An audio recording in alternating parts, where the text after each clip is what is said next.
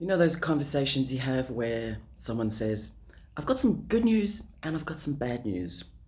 You go, okay, give me the bad news. So this video is going to be all bad news, but I will do a good video.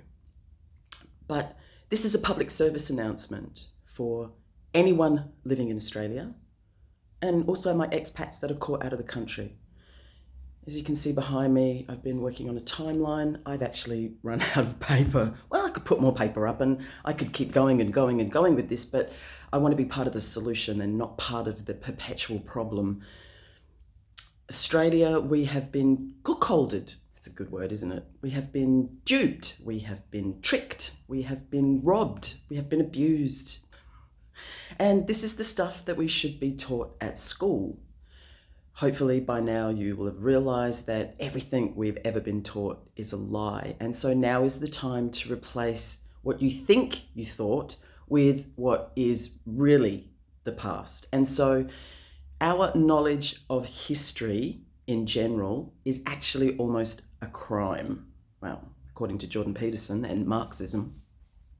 So I'm going to flick it around and I'm going to try and work through chronologically. Some stuff will pertain to the world because really we are, I know it's a horrible world, we are one world, not New World Order, don't get that twisted. And I'll try and go through it chronologically. So grab your popcorn, grab a pen and paper.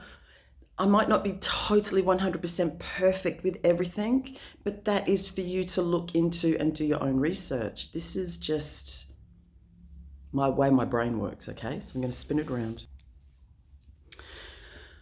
I've had requests to have this typed out so that people can read it properly.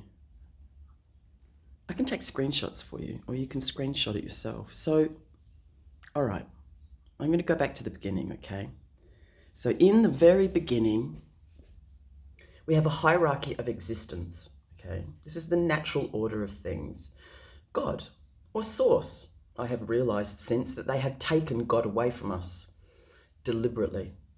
Then living man and woman, then Bill of Rights and Constitution. Yes, Australia does not have a Bill of Rights, and we've got a pretty dodgy constitution at the moment. Documents, then comes the judicial system, you know, policing, that sort of stuff. Governments, see how low the governments come? Then public servants, which are police and people like that. And then legal fiction, persons. You are a person. So we're in a bit of a pickle. No, actually, we're in a lot of trouble, actually. So, you know, if we go back kind of, I'm going to go further back than this, but did you know Jesus in 34 AD was the key holders to the Vatican, right? He passed those keys over to Peter in 1970. In 79 AD, Peter actually went to Persia to borrow money to build the Vatican, okay? There are two keys. They actually look like this. When they're joined together, they make a cross, which is why the popes wear those symbols backwards. They're the two keys. Now, as of 2000 and, correct me, around about 2000 maybe, Russell J. Gould and David Wynne Miller were the Vatican key holders, okay? So that's an interesting point. I'm going to go way back. Okay, Roman Empire. Magna Carta, you might have heard the Magna Carta, 1215. 529, 534 AD. This is the Roman Empire where they joined church and state. 1302, Unum Sanctum. Pope Boniface the 8th declared all souls his. 1536, See of Rome Act, which actually sold off all the assets. Pope Paul and the Jesuits began to oversee all the assets. You may be aware of the 1666 SESTU-QV, that is the birth certificate fraud. So if you're not familiar with that, that is a very big, bitter pill to digest. So check out the birth certificate fraud. Warcastle's Robert Horton does a good one on that. Don't you love that word? I've been cuckolded. So there is mention of these people. And if we go back, way back in history, the Illuminati, also known as the Brotherhood. Now, you may just think, oh, okay, the Freemasons are only about 500 years old. And yes, for the last sort of 600 years, we've been under the grips of the Vatican. The whole world has, really. But the origins or the hierarchy of the Illuminati go right back to Adam and Eve, to the land of Canaan. They were already doing sex magic and sacrificing their own children to fire. God took Abraham out of the land of Abraham, out of the land of Canaan, I beg your pardon. And Abraham ended up having 12 sons. He also had Joseph, his technicolor dreams. He had visions, did Joseph. He was sold into slavery into Egypt, and he was able to interpret Pharaoh's dreams. And so Pharaoh put him sort of second in charge. Jacob had 2 sons. Now, Abraham's 12 sons invariably were kind of led back or seduced by the women of the original tribe. And so they kind of interbred back with those bad habits, and the women brought those habits back in, believe it or not. So that Abraham couldn't have children for the first 100 years. So his wife handed his maid to her, Hagar, and Hagar had the first child. His son, that's the son of Ishmael. So this is where the 13 bloodlines come. So Abraham had 12 sons. Joseph had 2. Because Joseph was such a good servant to God, God gave him an extra share, and that made the 13 bloodlines. This is the 13 bloodlines that they're cracking on about. The secret 14th bloodline is Ishmael.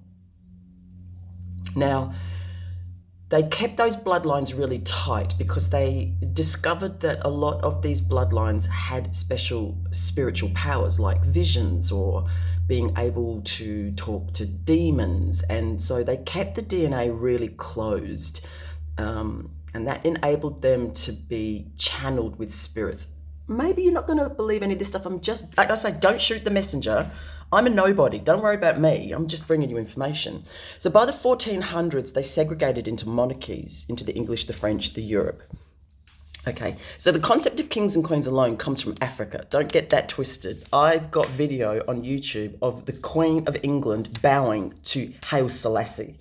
So you can check that out. So the actual breakdown of it, of this, Satan, Lucifer, they meet with him every night. The 5 mothers of darkness meet with him every night.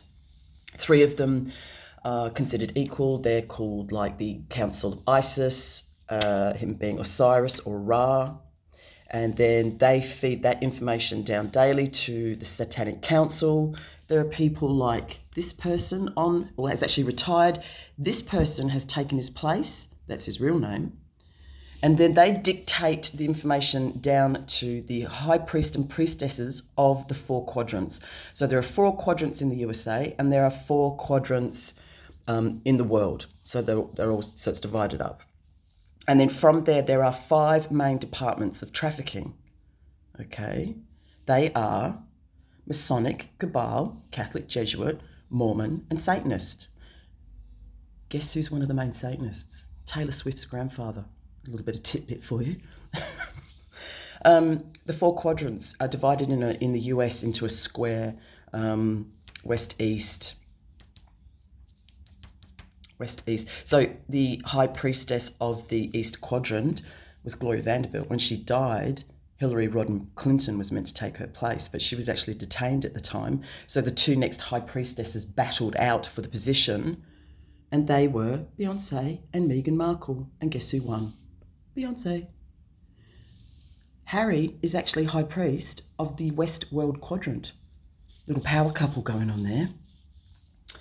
So that's a big pill to swallow. All of this information comes from a woman called Jessie Sabato, who was being groomed to be one of the mothers of darkness from the age of 2.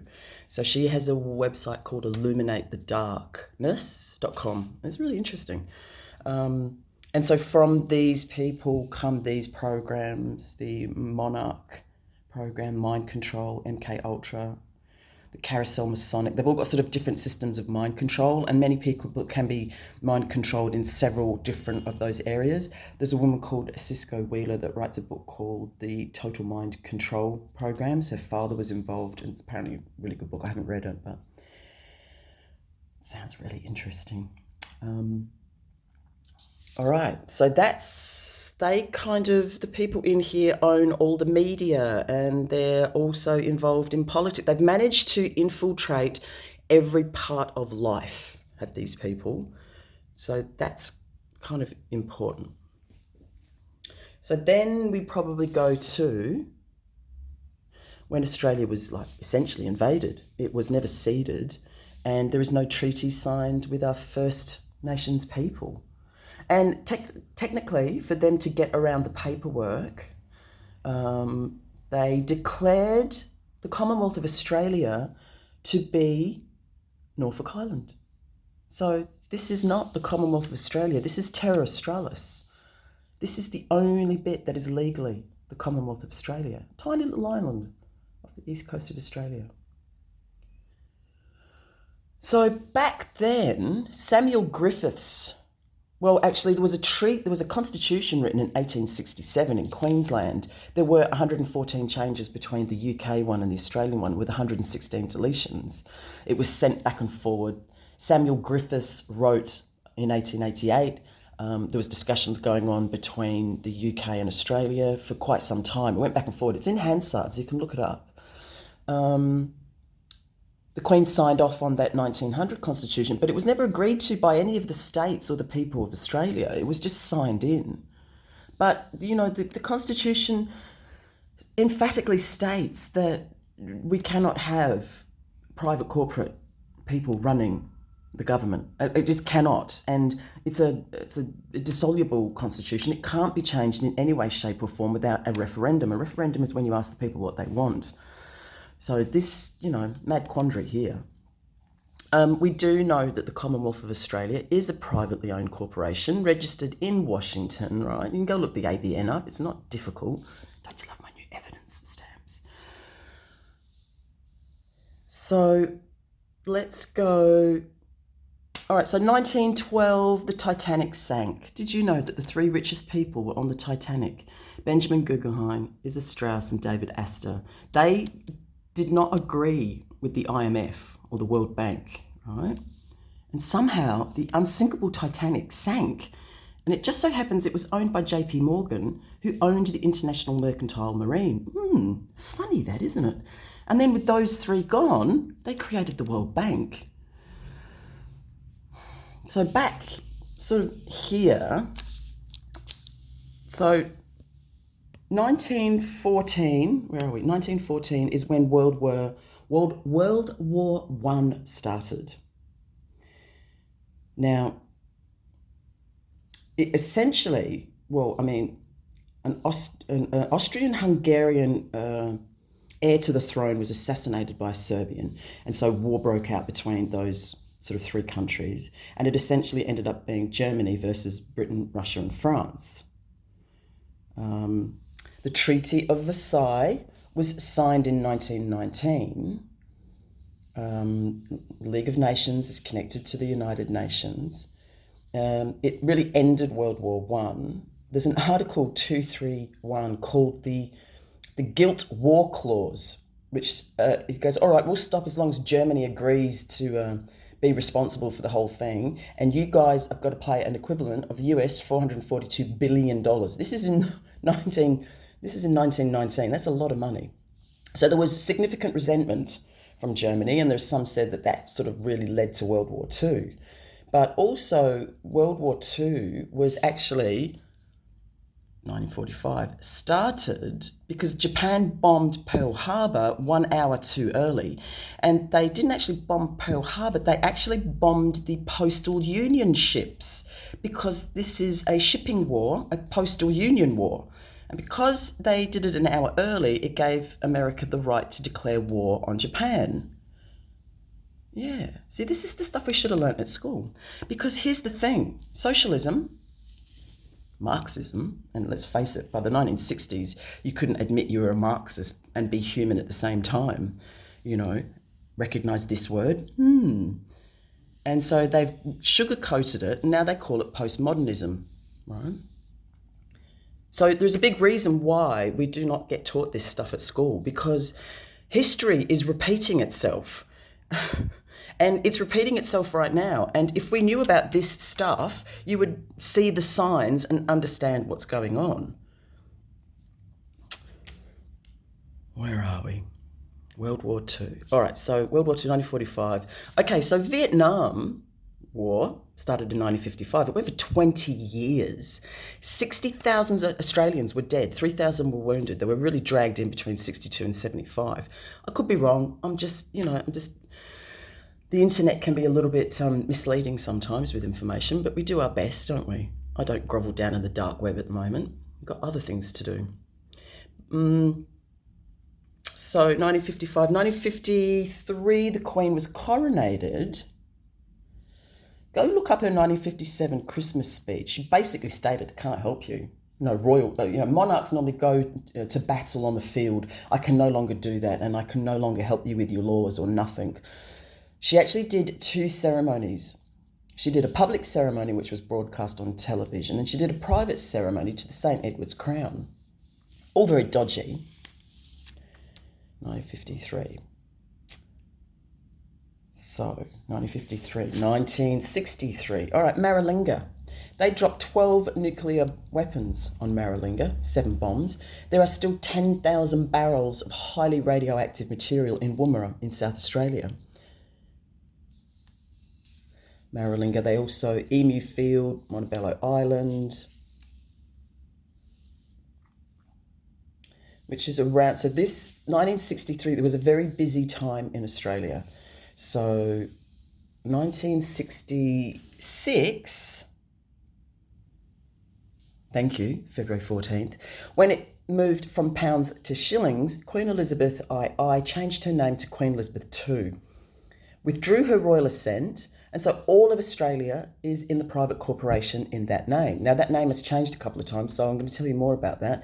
You do not remember Scotty from marketing taking his oath to Her Majesty.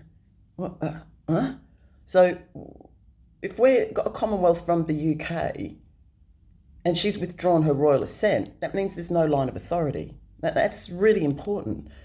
Like, they've got no right to be doing anything. So this is when I realised, because I'm a boat person, I'm an immigrant, my parents were duped into being bought into Australia because each person's worth $8 million. And so they, £10 poms, get on a boat, 4 months later, you arrive here. I got here in 1967. 1967, my parents didn't really know too much about the politics. Gough Whitlam was in 1972. He actually created a duplicate government called the Australian government.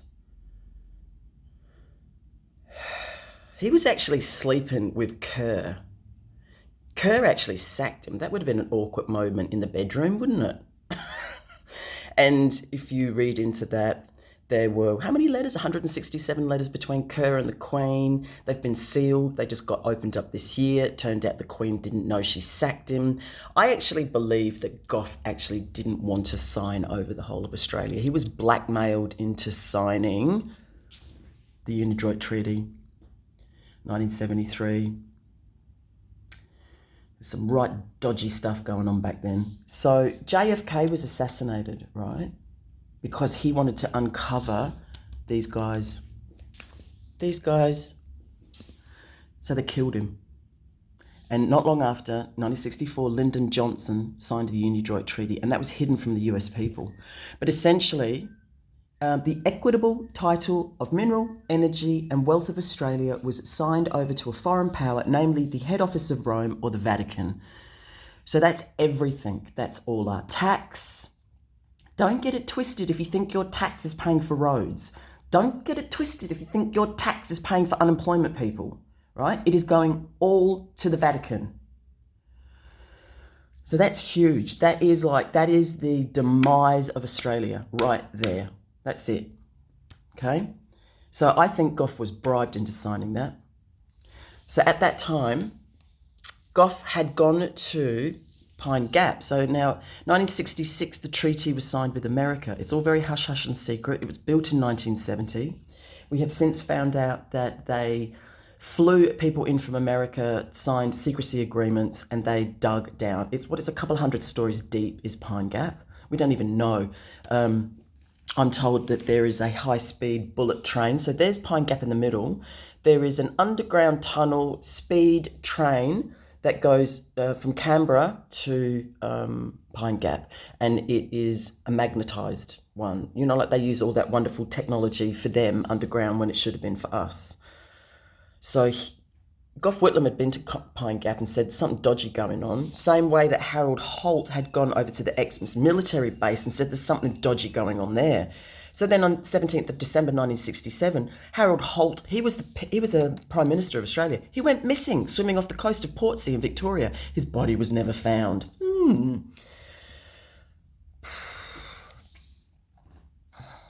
Woomera. So Woomera is 450 kilometres northwest of Adelaide. 122,000 square kilometres is prohibited. That's tied in with Maralinga. So what are they doing up there? Where are we? Okay, right. So after the Unidroid Treaty, the Lemur Agreement was signed, 1975. Don Willesee actually signed that agreement, but Fraser, Hawke, Keating and Button are all highly responsible for continuing the lie to Australians. So back in 1975, there was this thing, developed countries and underdeveloped countries, and we should make everything really even, and why don't we destroy all our manufacturing and then import it from somewhere else? Why don't we crush all the farms and trees and import concentrate from Brazil? Oh yeah, brilliant idea. But what they were essentially doing is they were actually signing over the entire industry of farming. And so the plight of the Australian industrial nations transferred to third world countries. So 50% of our manufacturing was destroyed by 1974. By 2020, 98% of all our industry is gone.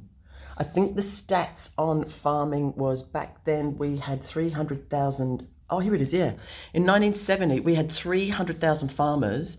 Current date is we've got 125, but that's dropping. Like you can hear the wind whistling through them going at the moment. So this is another terrible thing. So the car industry's gone, the steel industry's gone, the petroleum's been moved. I mean, if we were invaded in any way, shape or form, we've got absolutely nothing and no skills or tools to protect us. Okay, 1999, the monarchy was completely dissolved. That's when the bankruptcy in America was over, and Russell J. Gould claimed the flag. Where are we? Oh, 1980. Now, if you don't know about the Georgia Guidestones, go look them up. They're these massive granite monuments that were built. And it's written, there are 10 guidelines. It's like the 10 commandments for the modern world. It's written in 8 modern languages and 4 ancient languages. And it basically says you can only have 500 million people on the earth. It's also to do with the Antichrist. Now, based on that stuff down there, that lot, them, have been training for this ceremony that happens this year, 2020, June 21. I've got a piping shrike fight going on outside. They've been practicing for a satanic ritual for a long time. Jessie Sabato said she'd been training for this ritual since she was 3. She's 38 now, is Jessie. She's also a chaplain and not involved with the Illuminati. That ritual did not go through, and that ritual was to bring the Antichrist forward. So that, as I said, that ritual did not happen. Oh yeah, they were practicing for 100 years. It didn't go through, but the Antichrist was still brought forwards. Where else? Okay, bankruptcy ended. Global financial crisis, 2008. This is another really disgusting thing. The CoAG. So that was created in 1999. Go look at the footnote 76. It was secretly changed while all this COVID stuff was going on. 29th of May 2020, they changed it to the National Federation Reform Council. Basically, this is just giving the government powers of secrecy, privileges of secrecy, so that they don't tell anyone what they're doing. Did you know that the Victorian courts in 1985 have been owned by an American company?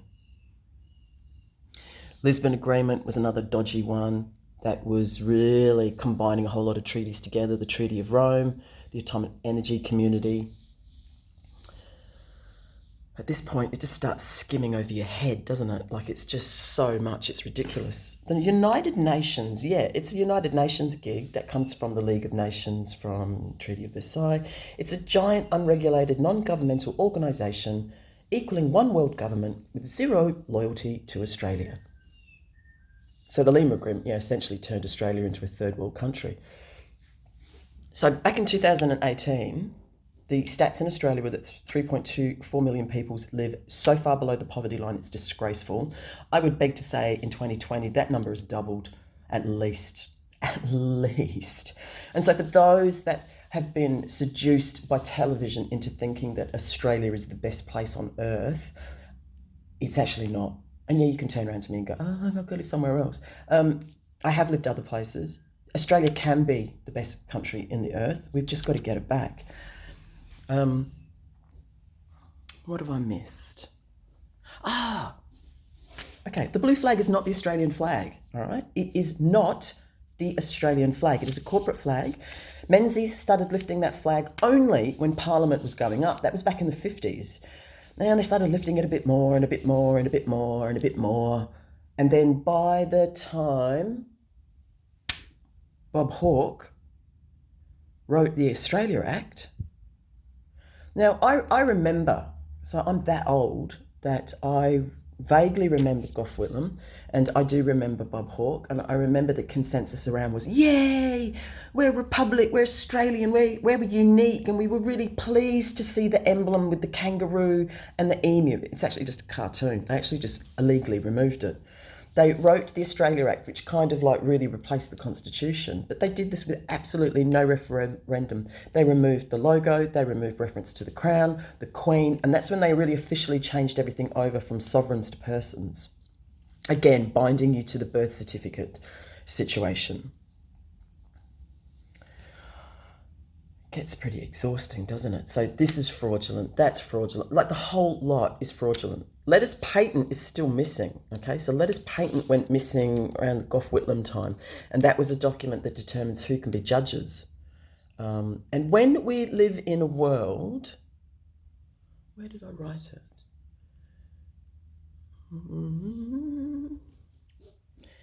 Basically, every law, everything ever written is open to interpretation by judges. I don't know about you, but I don't know. I'd rather have something written in truth. So I have a question for you. How do you identify a fact? Think about it. Like, seriously, think about it. How do you identify a fact? Did you know that it takes 13 words minimum to create a sentence of fact? It's actually called quantum grammar. So if you cannot identify a fact, it actually means that you can't read and write. And I should have probably added in 1920, which is around about here, around about the World Bank, Rothschild had courier pigeons. So he knew the decision that Napoleon had made 24 hours before anyone else. He managed to buy up the stock market, and so in 24 hours he became the richest man on the planet. And he insisted for anyone to do business with him that they perpetuate the wrong grammar in school. Yeah, let that sink in. We have been taught the wrong English. It's deep, I'm telling you. So all of the laws are written in fictitious conveyance of grammar. So we can't, I hear people say, oh, we're falling back onto this constitution. We're falling back to the Crown. No, we're falling back to the Magna Carta. No, this lie has kind of been going on for 8,500 years. If you think about it, it is a postal system, okay? A Masonic system. Remember Pharaoh? He's the one that decided if you wanted to drink some drink, you had to ask him first and get a license to drink. So that's 8,500 years old. luckily we have a new pharaoh in town. It's Commander Gould as of 2000 February. So,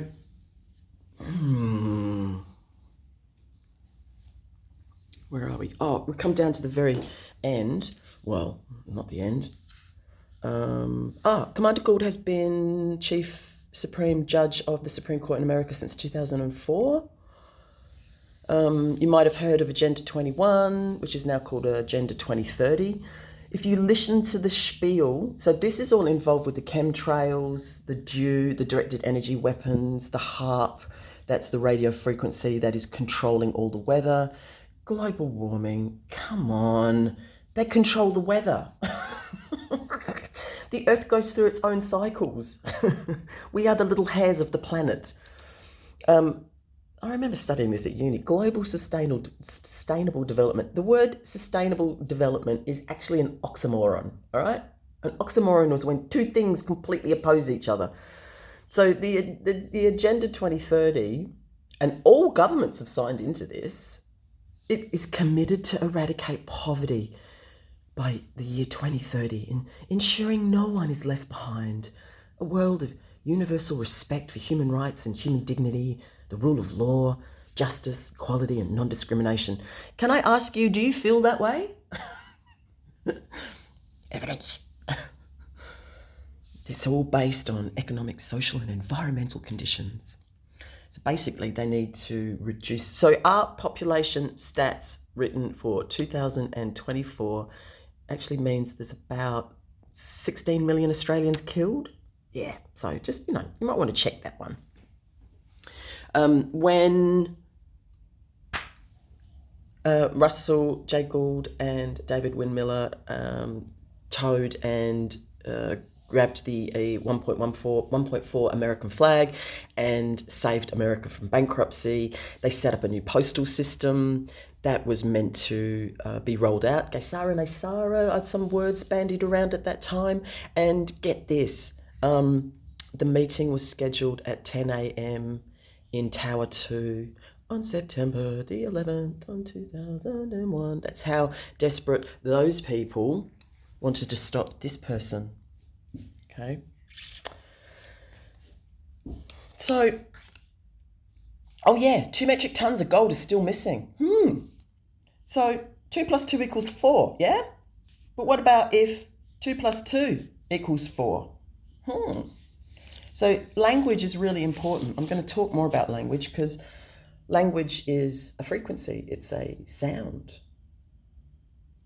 And we are currently under military law, means no courts, bankruptcy's over, no flag, no authority, void fiction grammar. And then I wanted to just quickly talk, because I'm cracking on too much and I need to go, but the Australian Minerals of Australia, now that Unidroid Treaty and the Lemur Agreement signed everything over, right? Australia is the #1 supplier in lithium. Lithium is required for cell phones. We're also the #1 sand deposits in the world of ilmenite, zircon and rutile. We're also the #1 gold supplier, one of them. Actually, China's pretty high too, but 14.5% in gold, iron ore, lead, nickel, rutile, uranium, zinc, zircon, coal, gas. I was just pulling numbers off the internet. That's what upset me so much the other day. 60 billion, 61 billion, 48 billion. #2 supplier of bauxite, cobalt, copper, ilmenite, silver, niobium, tantalum, thorium, iron ore, uranium, zinc, gold, silver, tin, copper, lead, iron, nickel. Australia is an absolute insane resource of minerals. And so that's what really, really super upset me, was because in 2018, the government cut $80 billion to services. They axed gymnastics. They stopped giving money to public schools. It is so criminal. And they make you feel guilty for going and getting $65 a fortnight from Centrelink, you know.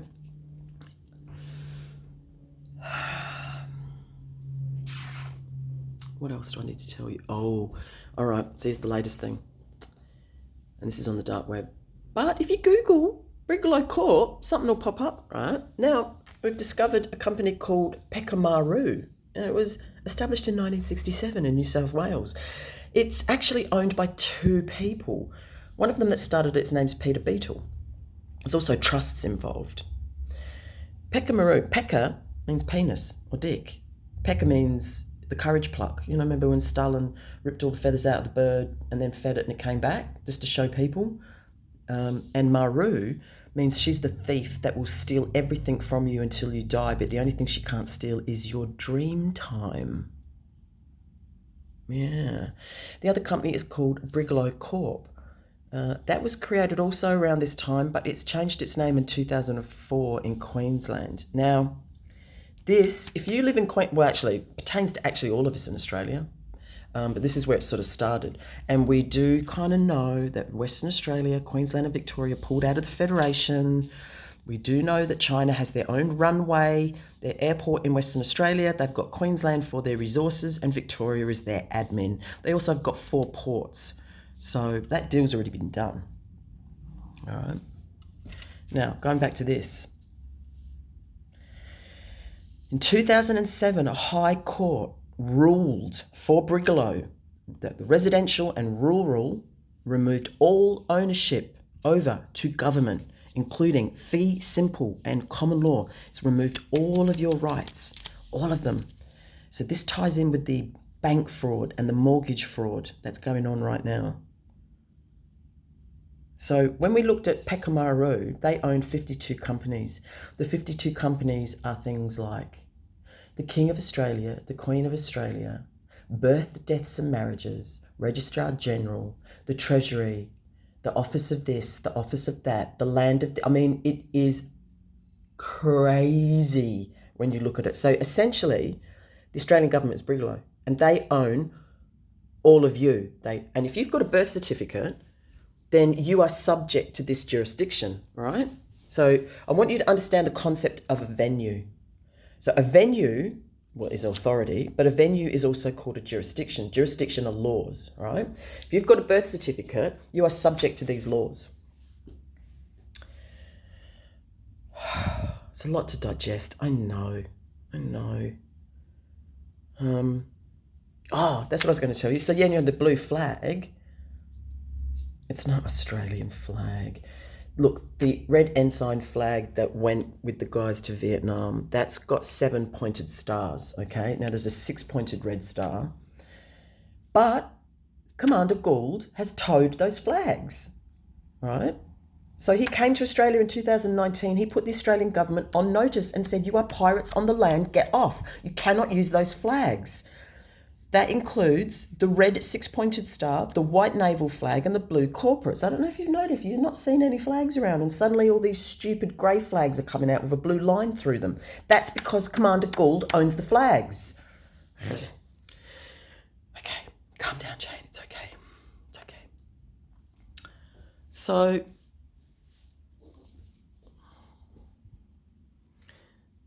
this is just all food for thought. This is for you to really understand that we do not have a government. Stop calling them a government.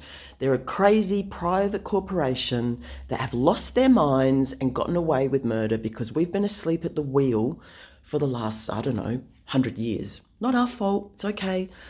I'm not blaming.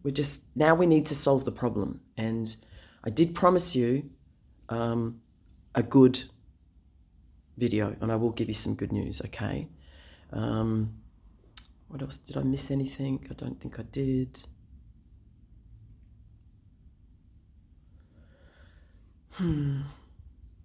Okay.